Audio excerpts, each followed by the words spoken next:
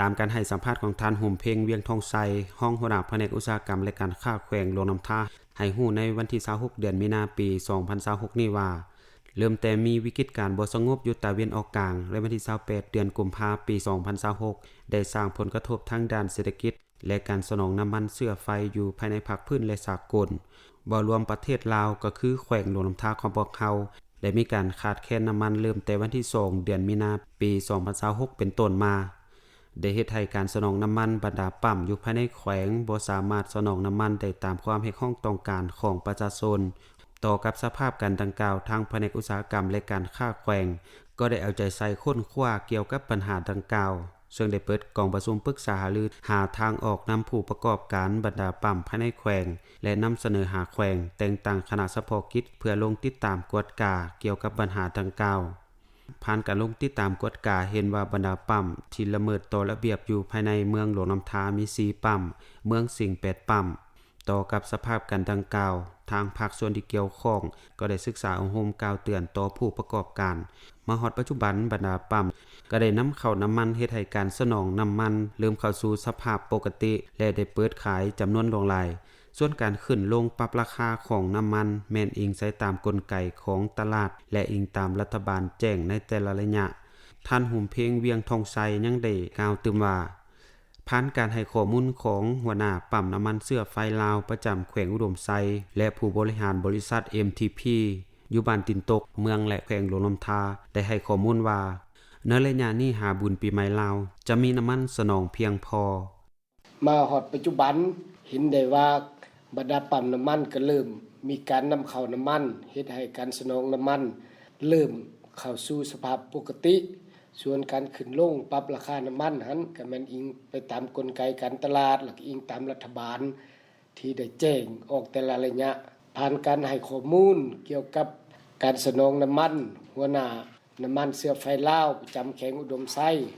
และผู้บริหารบริษัท NTP อยู่ตินตกเมืองและแขวงหลวงน้ำท่าให้ข้อมูลว่าในระยะนี้หาฮอดปีใหม่จะมีน้ำมันสนองเข้ามาอย่างเพียงพอสามารถรับประกันโดยพื้นฐานว่าอยู่แขวงหลวงน้ำท่าจะเฮ็ดให้น้ำมันหันเพียงพอใช้ต่อกับสภาพกันดังกล่าวท่านยังได้เรียกร้องมายังผู้ประกอบการปั๊มน้ำมันจงมีความรับผิดชอบสูงในการสนองน้ำมันบ่ให้สวยใช้โอกาสขึ้นราคากักตุนน้ำมันเพื่อผลประโยชน์ตนเองเพียงฝ่ายเดียวและได้เรียกร้องให้พนักงานทหารตำรวจประชาชนบรรดาเผ่าให้มีการวางแผนในการโสมใช้น้ำมันเพื่อประหยัดมัธยัติบ่ใช้ฟุ่มเฟือยและบ่อนุญาตให้ซื้อไปกักตุนไว้อยู่เฮือนเพื่อหลีกเลี่ยงการเกิดอัคคีภัยไฟไหม้ต่างๆและเรียกร้องให้สังคมจงเป็นหูเป็นตาช่วยภาครัฐก็คือแผนกอุตสาหกรรมและการค้าเมื่อพบเห็นบรรดาปั๊มปิดบ่ฮู้สาเหตุกักตุนขึ้นราคาทางรัฐกำหนดแม่นให้แจ้งมาถึงแผนกอุตสาหกรรมการค้าแขวงตามเบอร์โทร020 55789345 28780729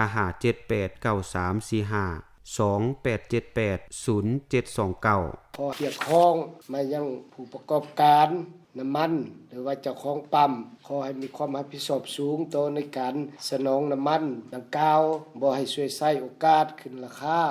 กักตุนน้ำมันและเพื่อผลประโยชน์เพียงฝ่ายเดียวห้องมายังสังคมทหารตำรวจพนักงานราชการพ่อแม่ประชาชนให้มีการวางแผนในการสมใช้น้ำมันและมีการประหยัดมัธยัติบ่ให้ใช้ฟุ่มเฟือยนอกจากนี้ก็บ่อนุญาตให้ซื้อไปกักตุนไปแห่ไว้อยู่เฮือนเพื่อหลีกเลี่ยงในการเกิดอุบัติเหตุต่างๆเช่นว่าเกิดอัคคีภัยในช่วงระยะฤดูร้อนฤดูลมที่มาฮอดนี้เนาะต่อเวียงงานดังกล่าวก็ขอเรียกร้องว่าให้บรรดาผู้ประกอบการให้บรรดาสังคมเป็นหูเป็นตาช่วยภาครัฐก็คือแผนกอุตสาหกรรมการค้า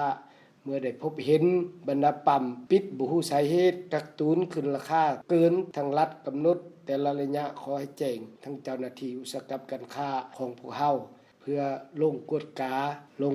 เฮ็ดบทบันทึกในการละเมิดฉะนั้นขอให้ท่านแจ้งโทร02055789345 55789345 28780729 ให้แผนกอุตสาหกรรมการค้าตลอดเวลาในระยะการสนองน้ำมันดังกล่าว